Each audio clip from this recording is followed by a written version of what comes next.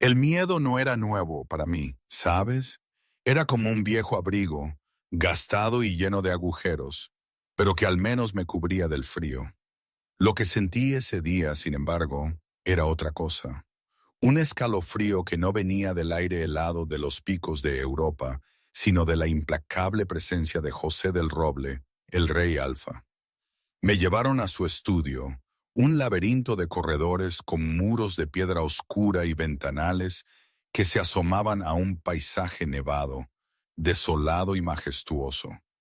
Mi brazo izquierdo, donde el lobo me había destrozado, me quemaba con cada paso. El doctor Torres había hecho maravillas. Dijo que me había curado más rápido de lo esperado, pero la herida aún era una punzada constante, un recordatorio agrio de la verdad. Yo era una omega, rota, marcada, una huella de la vida que me había negado, una cicatriz que mostraba que no era nada, que nadie me querría, un estorbo para el mundo. Marcos, Josh, el jefe de seguridad, un hombre imponente con una cicatriz que le cruzaba una ceja y una mirada que había visto demasiado, me hizo una señal. Las puertas de roble macizo, que parecían salidas de una leyenda antigua, se abrieron con un chirrido silencioso. Dentro, el estudio era vasto y sobrio, lleno del olor a madera vieja y a papel. José del Roble estaba sentado detrás de un escritorio descomunal de caoba. Su figura imponente se recortaba contra el débil resplandor de una chimenea. Sus ojos tormentosos, grises como el cielo antes de una nevada, se fijaron en mí, y sentí un escalofrío que no tenía nada que ver con el frío. Una mujer alta y seria, que luego supe que era su consejera, tecleaba en una tableta junto a la ventana. El silencio que se instaló era casi peor que la herida en mi brazo. Era un silencio que exigía respuestas, y yo, María, la loba paria del páramo olvidado, apenas tenía ninguna que dar. Siéntate, dijo José, su voz grave, sin levantar la vista de los documentos que firmaba. Me senté en la silla de cuero frente a él, sintiéndome diminuta, como un bicho insignificante. Llevaba ropa limpia, un chándal gris suave y un jersey gordo, cortesía de la enfermería real. Pero por dentro, la suciedad y el hedor del páramo todavía se aferraban a mí. Él terminó de firmar, tapó su bolígrafo y me miró. El doctor Torres dice que te estás curando más rápido de lo esperado. Tienes una loba resistente. Tengo práctica en curarme. Musité sin poder evitarlo. Fue como si las palabras salieran solas, un reflejo amargo de años sobreviviendo a todo. A la indiferencia, a los golpes, al frío de la soledad. Su mirada se endureció ligeramente. Tomó una carpeta. He encargado a Marcos, mi jefe de seguridad, que investigue sobre ti. Fue difícil. Se recostó, apoyando las manos entrelazadas sobre el escritorio. No tienes huella digital de los últimos 6 meses. Antes de eso, el rastro lleva a la manada del arroyo plateado.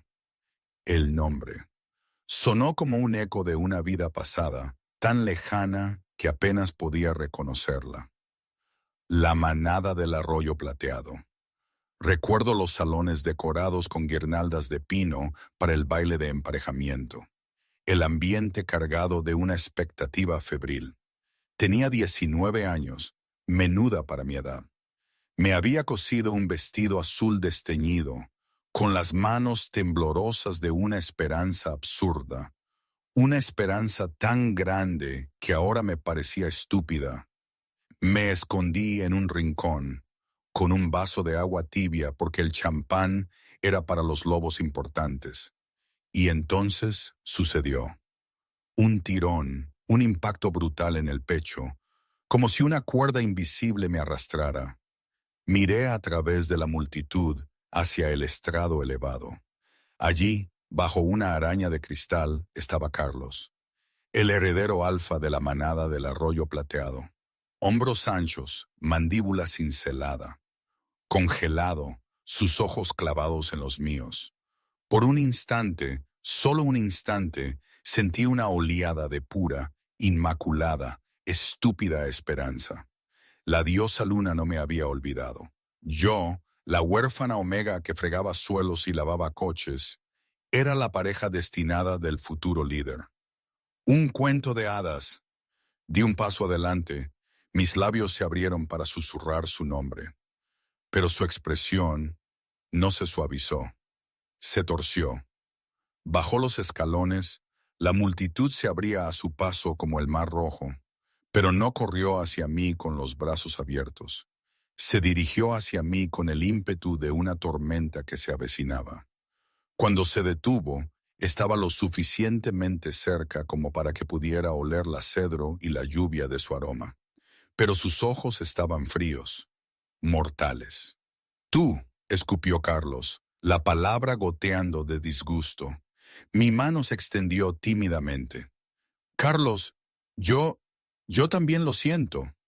El latido del vínculo que acababa de nacer, el eco de mi loba gritando, mío, el pánico, el dolor. No me toques, gruñó, su voz resonando por el salón silencioso. La música se detuvo. Todas las cabezas se giraron. Esto es un error. La diosa luna está jugando una broma cruel. Mi mano cayó. La habitación empezó a dar vueltas. ¿Qué? Mírate, se burló Carlos, señalando mi vestido deshilachado, mis zapatos gastados, mi pequeña figura. Eres una enana, una omega sin linaje, sin poder, y apenas tienes suficiente lobo para transformarte. ¿Crees que yo, el futuro alfa del arroyo plateado, me uniré a una sirvienta? Pero somos compañeros. Susurré, las lágrimas escociéndome los ojos. Te rechazo, anunció Carlos, su voz rotunda. El vínculo en mi pecho se rompió, un dolor agudo y abrasador que me hizo jadear. Yo, Carlos Miller, rechazo a María como mi compañera y luna. Eres una mancha para esta manada. Vete esta noche. La humillación fue peor que el dolor. La multitud no jadeó. Se rieron entre dientes. Las beta que me habían atormentado durante años sonreían con disimulo. El alfa, don Alfredo, el padre de Carlos, simplemente tomó un sorbo de su bebida y miró hacia otro lado. No supliqué, no grité. Había aprendido hacía mucho tiempo que las lágrimas solo divertían a las personas poderosas. Enderecé mis estrechos hombros, tragué la bilis que me subía por la garganta y me di la vuelta. Salí de la calidez de la casa de la manada y me adentré en el frío cortante de la noche de invierno. No tenía nada más que la ropa que llevaba y un alma destrozada. Era una renegada ahora, lo más bajo de lo bajo. Ese día no se me olvida. ¿Vosotros habríais suplicado? Yo no podía. No sé si por orgullo o por puro agotamiento. José interrumpió mis pensamientos. Fuiste una miembro registrada de Arroyo Plateado. Continuó pasando la página. Los registros muestran que fuiste destituida por incompatibilidad, pero Arroyo Plateado es una manada rica. No despiden a los lobos sin más, los reasignan. Hizo una pausa. A menos que, me miró directamente, fueras rechazada. Mis uñas se clavaron en la palma de mi mano. La vergüenza era un carbón ardiente en mi estómago. ¿Importa? Importa, dijo José, su voz baja, porque necesito saber si su alfa, don Alfredo Miller, es tu enemigo. Porque viene aquí. Sentí que la sangre se me iba de la cara. ¿Qué? La cumbre anual de alfas comienza en 2 días, dijo José con calma. Don Alfredo y su hijo Carlos serán invitados en mi casa. Si eres una fugitiva criminal de su manada, necesito saberlo. Si eres una víctima, también necesito saberlo. No soy una criminal. dije. Mi voz temblaba de rabia contenida. No robé, no maté. Fui inconveniente. ¿Por qué?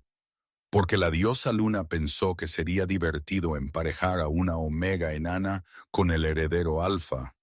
Escupí. La verdad finalmente se liberó, abrasadora. Carlos me rechazó públicamente. Me echaron porque no era lo suficientemente buena para su imagen. Eso es todo. Ese es el crimen. La habitación quedó en silencio. La mujer junto a la ventana dejó de teclear en su tableta.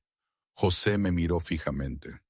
El rechazo era común, pero exiliar a una compañera destinada, una omega inocente, era una violación de los viejos códigos. Era cruel, era deshonroso. ¿Rechazó un vínculo de compañero verdadero?, preguntó José, su voz peligrosamente baja. Sí. José se recostó en su silla, una sombra cruzando sus ojos. Entonces es un necio. Se levantó y rodeó el escritorio. Esta vez no se cernió sobre mí. Se sentó en el borde del escritorio, cruzando los brazos. Te debo una deuda, María, dijo José. Mi casa opera bajo las viejas leyes. Una vida por una vida. Salvaste a mi heredero. Por lo tanto, no puedo dejar que regreses al páramo olvidado a morir de hambre. No quiero su caridad, dije, levantando la barbilla. Dame algunos suministros y me iré al sur. No lo molestaré. No es caridad, corrigió José. Es una transacción. Tengo un problema y tú eres la solución. Parpadeé. ¿Yo? Soy una omega rechazada. ¿Qué podría hacer yo por el rey Alfa? Mi hijo, dijo José, y por primera vez su máscara se resquebrajó, revelando un padre cansado y preocupado. Jorge está traumatizado. Su madre murió hace 3 años. Desde el ataque en el bosque, se niega a hablar con nadie. No confía en mis guardias. Grita si las niñeras se le acercan. Pero te pidió a ti.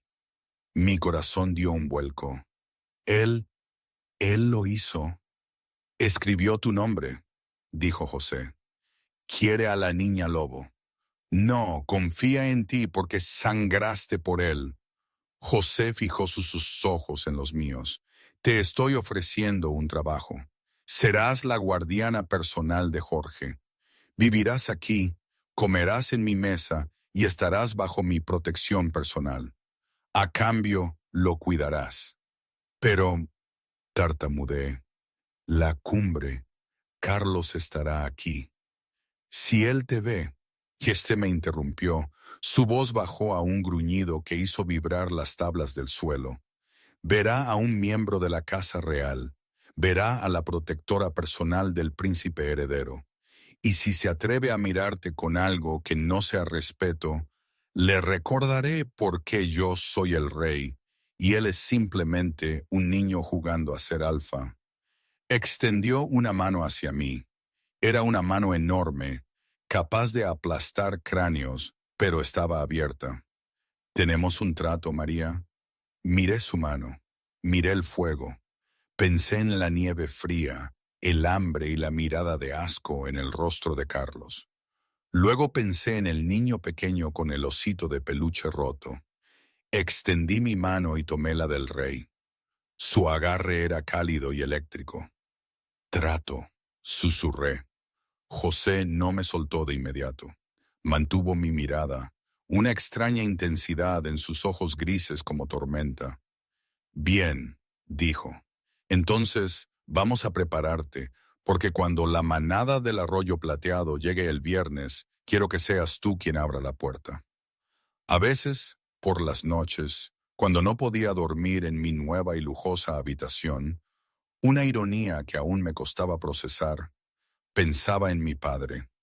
Él solía decir con ese acento campestre que le cubría las palabras como un dulce polen: no confíes en nadie que te pinte el mundo demasiado bonito. Se refería a los mercaderes astutos que venían al pueblo, prometiendo maravillas a cambio de nuestra poca cosecha. Pero ahora, esas palabras tomaban otro sentido. Todo esto, la hacienda, el rey, las promesas de seguridad, sonaba demasiado perfecto, demasiado fuera de lugar para una como yo. Y la perfección, eso sí lo había aprendido a base de golpes, no existía. Nunca. Era una trampa. ¿Sería esto también una trampa? Una parte de mí lo creía con cada fibra de mi ser, mientras otra, la más ingenua y recién herida, se aferraba a la improbable esperanza, a la protección, a la calidez, a ese osito de peluche deshilachado que Jorge me había dejado en la mesa de noche, con su brazo reparado. Señor Pelusa es un buen protector, había dicho José. Y yo, María, me preguntaba quién me protegería a mí de esta nueva y extraña vida.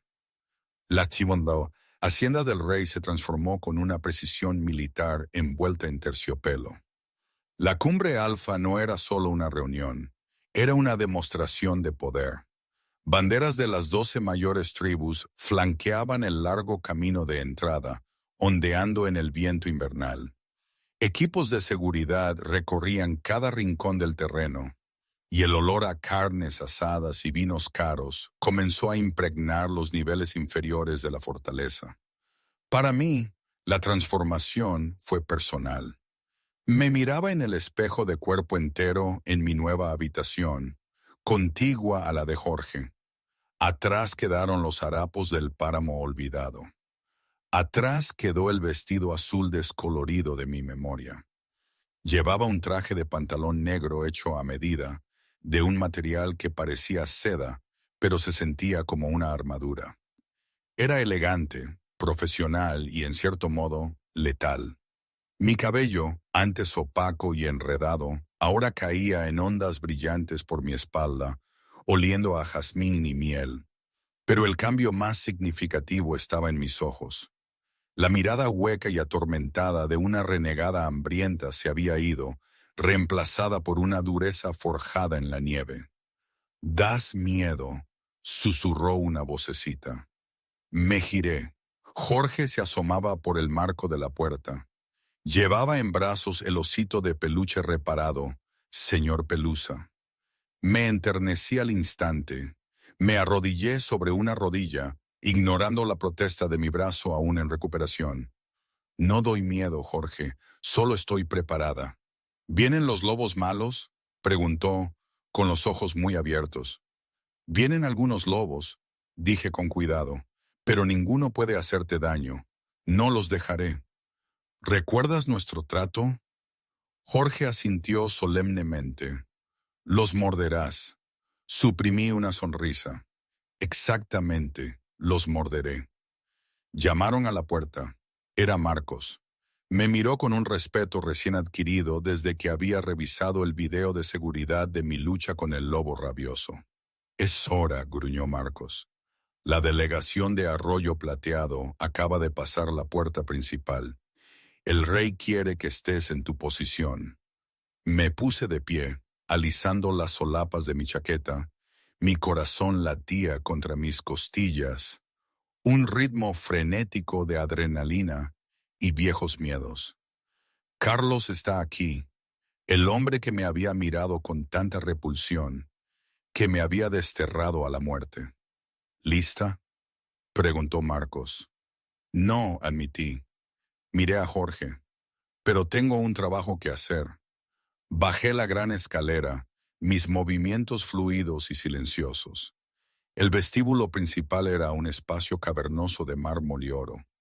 El rey José estaba en el centro, flanqueado por su beta y gama. Parecía majestuoso, intimidante y completamente intocable, con un esmoquín que parecía absorber la luz. Me miró mientras descendía. No sonrió, pero me dio un asentimiento apenas perceptible. Mantente firme. Las enormes puertas de roble se abrieron con un gemido. El aire invernal se precipitó, trayendo el olor a nieve, a escape, y a ellos, cedro y lluvia. El aroma de Carlos me golpeó como una bofetada física, provocando un dolor fantasma en mi pecho donde solía estar el vínculo. Don Alfredo Miller entró primero. Era un hombre mayor, canoso y corpulento, con un traje demasiado ajustado. Tenía el aire arrogante de un hombre que se creía importante, hasta que entró en una habitación con un rey. Detrás de él venía Carlos. Se veía exactamente como lo recordaba, quizás un poco más endurecido alrededor de los ojos. Llevaba un traje azul marino, su cabello perfectamente peinado. Del brazo llevaba a una mujer, Sofía, la beta que más me había atormentado en el instituto. Ella estaba prendida a él, mirando el palacio con ojos codiciosos, aferrándose a Carlos como si ya fuera la luna. Me quedé a la sombra de una columna de mármol a 3 metros de José, con las manos entrelazadas a la espalda en posición de descanso. Era parte del mobiliario, parte del equipo de seguridad. José dio un paso adelante. «Don Alfredo, bienvenido al norte». Rey José. Don Alfredo hizo una reverencia profunda, sudando ligeramente. «Un honor, como siempre. ¿Recuerda a mi hijo Carlos?» Carlos dio un paso adelante, inclinando la cabeza. «Su Majestad». José miró a Carlos durante un largo e incómodo momento. No le tendió la mano. «Lo recuerdo». La tensión era palpable. Don Alfredo carraspeó nervioso. «Hemos traído regalos de la cosecha del sur y...» «Deje las cortesías para la cena», lo interrumpió José con suavidad. «Mi personal le mostrará su ala. Tiene 1 hora para refrescarse antes de la gala». José hizo un vago gesto a un lado, señalando a los mayordomos. Mientras el grupo de Arroyo Plateado comenzaba a moverse hacia la escalera, la mirada de Carlos se desvió. Estaba escaneando la habitación, absorbiendo la opulencia, los guardias, la grandeza. Sus ojos recorrieron la columna, me pasaron por alto, luego volvieron a mí. Carlos se detuvo a mitad de camino. Sofía chocó con él. «Carlos, ¿qué te pasa?»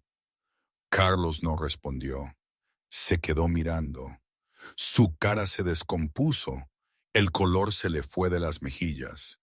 Parpadeó como si no pudiera creer lo que su cerebro estaba procesando. No me inmuté. Miré al frente, mi cara una máscara de indiferencia profesional. Bloqueé mis rodillas para que no temblaran. «María», susurró Carlos. El nombre se extendió por el vestíbulo silencioso. Don Alfredo se detuvo y se giró. «¿Qué has dicho?» Carlos dio un paso hacia la columna, ignorando el protocolo. «María, ¿eres tú?» José se hizo a un lado, bloqueando la línea de visión de Carlos con su enorme hombro. «¿Hay algún problema, heredero Alfa?» Carlos miró al rey desconcertado. Esa chica, la del traje, la conozco». «¿Ah, sí?», preguntó José, su voz fría y desinteresada. «Es miembro de mi casa. Dudo que frecuente sus círculos». «Ella era mi...» Carlos se interrumpió. No podía decir compañera. No allí. No después de que me había rechazado. Era una sirvienta en mi manada. Una fugitiva. Pensamos que había muerto. «Está muy viva», dijo José. Su tono se agudizó. «Y está de servicio. Retrocede». Carlos me miró de nuevo. Miró el traje caro, el brillo saludable de mi piel, la posición que ocupaba a la derecha del rey. La confusión se mezcló con la ira en sus ojos. ¿Cómo se atrevía la rechazada a estar tan bien? ¿Cómo se atrevía a sobrevivir? «Ven, Carlos», siseó don Alfredo, agarrando el codo de su hijo. «No nos avergüences». Carlos se dejó arrastrar, pero no dejó de mirar atrás. Sus ojos me quemaron hasta que desapareció por la curva de la escalera. Solté un aliento que había estado conteniendo durante 5 minutos. José se volvió hacia mí. No preguntó si estaba bien. Simplemente dijo, primera ronda para ti, mantente alerta, vendrá a por ti esta noche. La gala era una sobrecarga sensorial. El gran salón estaba lleno de 300 de los lobos más poderosos del continente. Candelabros de cristal proyectaban un cálido resplandor sobre diamantes, seda y medallas militares. Un cuarteto de cuerda tocaba suavemente en un rincón, compitiendo con el murmullo de las conversaciones y el tintineo de las copas de champán. Me quedé cerca de la mesa principal, de espaldas a la pared. Mi deber oficial era vigilar la sala en busca de amenazas, pero mi enfoque principal era el príncipe Jorge, que estaba sentado junto a su padre para el primer plato antes de que lo llevaran a la cama. Durante toda la cena sentí miradas sobre mí, no solo las de Carlos. La palabra se había extendido. Rumores susurrados detrás de abanicos y servilletas. La chica del rey, la de la cicatriz. ¿Quién es? Carlos estaba sentado en una mesa cerca del frente. Apenas tocó su comida. Bebió 3 copas de vino en rápida sucesión, sus ojos perforándome. Sofía le susurraba furiosamente al oído, mirándome con abierto veneno. Cuando la cena terminó y el intercambio social comenzó, supe que iba a pasar. José fue arrastrado a una conversación con el alfa del desierto occidental. Hice una señal a la niñera para que llevara a Jorge arriba. Tan pronto como el niño estuvo a salvo en el ascensor, me giré para reanudar mi puesto. Encontré mi camino bloqueado. Carlos estaba allí, oliendo a vino y agresión. Sofía estaba justo detrás de él, con los brazos cruzados. Así que, se burló Carlos, su voz lo suficientemente alta como para atraer la atención de los grupos cercanos. Realmente eres tú, la pequeña enana que huyó. Lo miré con calma. Hola, Carlos. Sofía. No nos hables como si fuéramos iguales, escupió Sofía. Eres una fregazuelos. No sé con quién te acostaste para conseguir ese traje, pero sigues siendo basura. Sentí un destello de ira, pero la reprimí. Estoy de servicio. Si necesita ayuda, puedo buscar un mayordomo. De lo contrario, por favor, muévanse. Carlos se rió. Un sonido áspero y amargo. ¿De servicio? ¿Tú? ¿Qué eres? ¿El caso de caridad del rey? Te recogió de la calle. En realidad, dije, mi voz firme. Sí, lo hizo, después de que me echaras a la nieve a morir. Algunas personas cercanas dejaron de hablar y se giraron para escuchar. La cara de Carlos se puso lívida. Rechacé a una débil. Era mi derecho como alfa. Eras una mancha en mi linaje. Y mírate ahora jugando a disfrazarte. ¿Crees que, porque estás cerca del rey, importas? Se acercó un paso invadiendo mi espacio personal. Eres una omega, María. Te sometes, para eso estás hecha. Ya no pertenezco a tu manada, Carlos, dije con frialdad. No me someto a ti. Me perteneces si yo lo digo, gruñó Carlos, su ego herido por mi desafío y la audiencia que se reunía a su alrededor. El rechazo no se finaliza hasta que te emparejes con alguien más. Técnicamente, sigues siendo mía para mandar. Extendió la mano y me agarró el brazo, el herido. Sus dedos se clavaron en la herida que se estaba curando bajo mi chaqueta. Jadeé. Un fuerte jadeo cuando el dolor me subió por el hombro. Suéltame, advertí, bajando mi mano a mi lado, lista para golpear. Ven conmigo, exigió Carlos, tirando de mí. Vamos a enseñarte modales. ¡Boom! Las puertas del balcón se cerraron de golpe, aunque nadie las había tocado. La temperatura en la habitación bajó 10 grados en un segundo. La música murió al instante. Un silencio tan pesado que se sentía como la gravedad descendió sobre el salón. Quita tu mano de ella. La voz no era fuerte, pero llegó a todos los rincones de la habitación. Era profunda, resonando con un poder que hizo que los lobos alfa de la sala bajaran instintivamente la cabeza. José del Roble estaba a 3 metros de distancia. No miraba a la multitud, miraba la mano de Carlos en mi brazo. Sus ojos brillaban con un tenue y aterrador carmesí, la señal de un alfa real al borde de la violencia. Carlos se quedó inmóvil. Miró al rey, luego a su mano. Soltó mi brazo como si fuera hierro candente y retrocedió.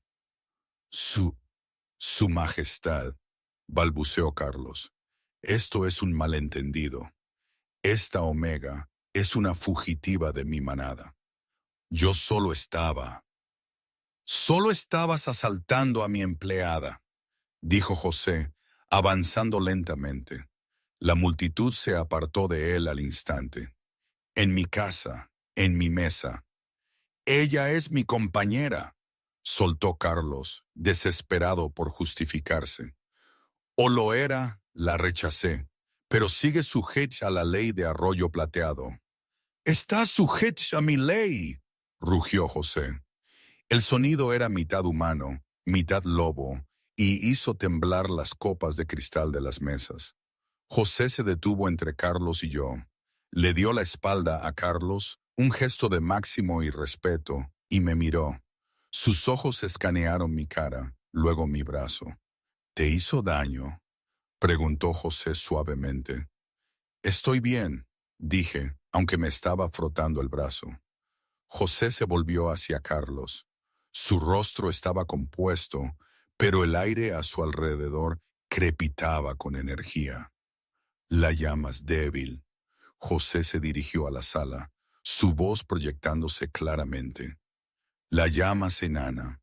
Sin embargo, hace 3 días, esta mujer luchó sola contra un lobo rabioso para salvar la vida de mi hijo, el príncipe Jorge. Jadeos se extendieron entre la multitud, los ojos se abrieron.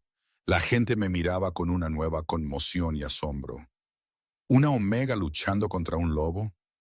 Casi muere protegiendo mi sangre, continuó José, clavando sus ojos en don Alfredo, que parecía a punto de desmayarse.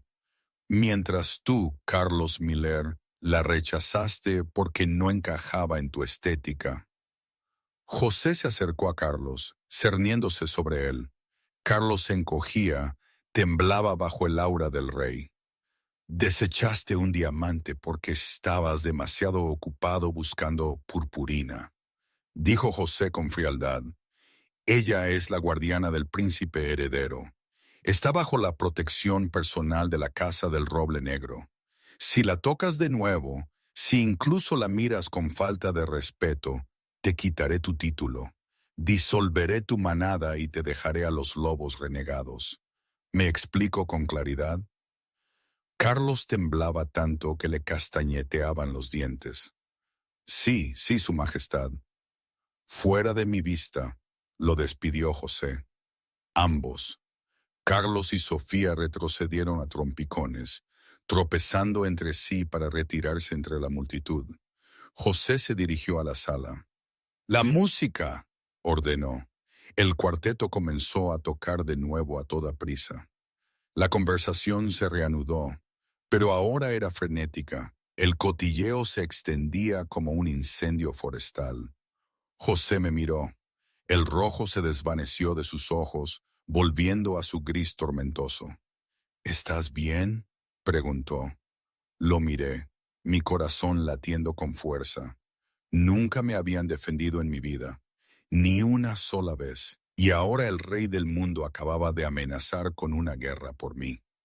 «Se lo agradezco», susurré. José ajustó la solapa de mi chaqueta, sus dedos rozando mi cuello. Una chispa, caliente e innegable, saltó entre nosotros. José se congeló. Contuve la respiración. Él también lo sintió. «No tienes que agradecerme, María», dijo José, su voz bajando a un áspero susurro. «Te dije que protejo lo que es mío». La música de la gala finalmente volvió a un volumen educado, pero la atmósfera había cambiado irrevocablemente. El aire ya no estaba lleno de cotilleos ociosos. Estaba cargado con el residuo eléctrico del decreto del rey. Cada mirada dirigida hacia mí ahora era de cálculo, asombro o miedo. Ya no era solo la sirvienta. Era la línea en la arena. José no se apartó de mi lado durante el resto de la noche. No volvió a tocarme, no en público, pero su presencia era un peso cálido y constante contra mi espalda. Me protegía de los curiosos. Su cuerpo actuaba como una barrera que gritaba, «Mantente alejado». Cuando el reloj dio la medianoche, señalando el final de las festividades formales, José se inclinó. «Ve con Jorge», murmuró, su voz ronca por el cansancio. «Yo me encargaré de las despedidas. Iré contigo después». Asentí, con la garganta apretada. Me deslicé por los corredores de servicio, mi corazón latiendo con un ritmo frenético contra mis costillas. Fui a la guardería. Jorge dormía profundamente, abrazando el osito de peluche reparado. Me senté en la mecedora junto a la ventana, viendo la nieve caer sobre las montañas. Mi mente era un torbellino. Protejo lo que es mío. Eso fue lo que había dicho José. Lo decía como un rey protegiendo a un súbdito, un empleador protegiendo a un empleado. O el calor que sentí cuando sus dedos rozaron mi cuello era real. Una hora después, la puerta se abrió con un crujido. José entró. Se había deshecho de la chaqueta del esmoquín y se había aflojado la corbata. Parecía cansado, despojado de la armadura real. Un hombre cargando con el peso del mundo. Caminó hacia la ventana y se detuvo a mi lado, mirando el paisaje helado. «Se han ido», dijo José en voz baja. «Don Alfredo y su hijo han sido escoltados fuera de la propiedad. Sugerí que regresaran a Arroyo Plateado de inmediato. No creo que duerman bien esta noche». «Lo humillaste», dije, levantando la vista hacia su perfil. La luz de la luna iluminaba el ángulo afilado de su mandíbula. «Se humilló a sí mismo», corrigió José. Se volvió para mirarme, apoyándose en el marco de la ventana. Yo simplemente iluminé sus acciones. Si encontró el reflejo feo, esa es su carga. El silencio se extendió entre nosotros, pero no era incómodo. Estaba cargado de palabras no dichas.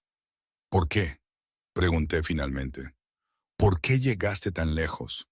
Podrías haberlo expulsado de la cumbre. Amenazaste con una guerra». José me miró. Sus ojos grises como tormentas se oscurecieron. Dio un paso más cerca. La habitación se sintió repentinamente pequeña. «¿Sabes por qué, María?» «No lo sé», susurré poniéndome de pie. Sentí la necesidad de correr, no por miedo, sino por la intensidad de la esperanza que florecía en mi pecho. Me habían rechazado una vez. No creía que pudiera sobrevivir de nuevo. Soy solo una omega rota. Soy un caso de caridad con una cicatriz en el brazo. «¡Para!», gruñó José suavemente. Extendió la mano, atrapando la mía. Me atrajo suavemente, pero con firmeza, hasta que estuve a centímetros de él. Me levantó la mano, la llevó a sus labios y besó el vendaje que cubría mi herida. «No estás rota», murmuró contra mi piel. «Eres la loba más fuerte que he conocido. Te enfrentaste a la muerte por un niño que no es tuyo. Te mantuviste firme en una habitación llena de gente que quería verte fracasar». Me soltó la mano y me acarició la cara. Sus pulgares trazaron mis pómulos. Las chispas regresaron, más calientes esta vez, una corriente chispeante que iba de su piel a la mía. «Y no eres solo una omega», dijo José, su voz bajando a un susurro que me estremeció el alma. «Mi lobo ha estado dando vueltas desde el momento en que te vi en la nieve. Pensé que era solo gratitud. Pero esta noche, cuando te tocó, cuando sentí su inmundicia en tu piel, quise quemar el mundo». Contuve la respiración. María, José confesó, sentí que el vínculo encajaba en su lugar en la escena. Es débil porque todavía te estás curando y tu corazón está protegido. Pero está ahí, una segunda oportunidad, compañera. Las lágrimas se derramaron por mis pestañas. Una segunda oportunidad, compañera, era un mito. Un regalo raro de la diosa Luna reservado para aquellos que habían sufrido grandes injusticias. Pero no soy nadie. Sollocé. Los muros finalmente se desmoronaron. No tengo nada que ofrecerte. Tú eres el rey. Tienes todo lo que necesito, dijo José con ferocidad. No necesito una alianza política. No necesito un trofeo. Necesito una compañera. Necesito a alguien que ame a mi hijo. Necesito a alguien que no le tenga miedo a la oscuridad. Apoyó su frente contra la mía. Te pido que te quedes, no como empleada, no como guardiana, sino como mi igual, como mi reina si me quieres. Miré a sus ojos. Vi la soledad allí, la misma soledad que había cargado durante meses. Vi al hombre detrás de la corona. Tengo miedo, admití. Yo también, sonrió José, y eso transformó su rostro, haciéndolo parecer más joven, más ligero. Tengamos miedo juntos. Me besó. No fue un beso exigente. Fue lento, tierno y lleno de promesas. Sabía a invierno y a fuego. Y por primera vez en 6 meses, el punto frío en mi pecho, el agujero que Carlos había dejado, se llenó de un calor que nunca se desvanecería. El jardín de la hacienda del rey estaba en plena floración, un estallido de flores silvestres moradas y doradas. Me senté en un banco de piedra leyendo un libro. Hoy no llevaba traje. Llevaba un suave vestido de verano amarillo que dejaba ver la cicatriz plateada que me recorría el brazo izquierdo. Ya no la ocultaba. José la llamaba mi insignia de honor. «Mamá mala y setana, mira». Levanté la vista, mi corazón se hinchó. Jorge corría por el césped persiguiendo una mariposa. Se reía. Un sonido que todavía se sentía como un milagro cada vez que lo escuchaba. Se detuvo en seco frente a mí, con las mejillas sonrojadas. Casi la cojo. Jorge sonreía radiante. «Eres demasiado rápido para ellos», bromeé, alisándole el cabello. «Papi dice que voy a ser el lobo más rápido del norte», declaró Jorge. «Papi tiene razón». José salió al patio con 2 vasos de limonada. Caminó hacia nosotros, relajado con una camiseta y unos vaqueros. Las ojeras bajo sus ojos habían desaparecido. Me entregó un vaso y se sentó a mi lado, pasándome un brazo por los hombros. Jorge se subió inmediatamente al regazo de José, robando un sorbo de su limonada. «¿Alguna noticia del sur?», pregunté, apoyándome en el costado de José. «Alguna», dijo José con indiferencia. «La manada del arroyo plateado tiene un nuevo alfa. Al parecer, el consejo votó la destitución de don Alfredo por incompetencia grave y deshonor.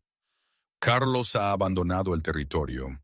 Se rumorea que deambula por el páramo olvidado, buscando trabajo. Miré la cicatriz en mi brazo. Sentí una punzada de lástima, pero era distante, como un recuerdo de otra vida. Carlos era parte del pasado. Fue una lección que había aprendido, una tormenta que había capeado. «Sobrevivirá», dije en voz baja. «Oh no, ahora es su elección». José besó mi cabeza. «Eres demasiado amable, mi amor». «No soy amable», sonreí, viendo a Jorge perseguir la mariposa de nuevo. «Solo estoy feliz». José me acercó más. «La felicidad te sienta bien, María».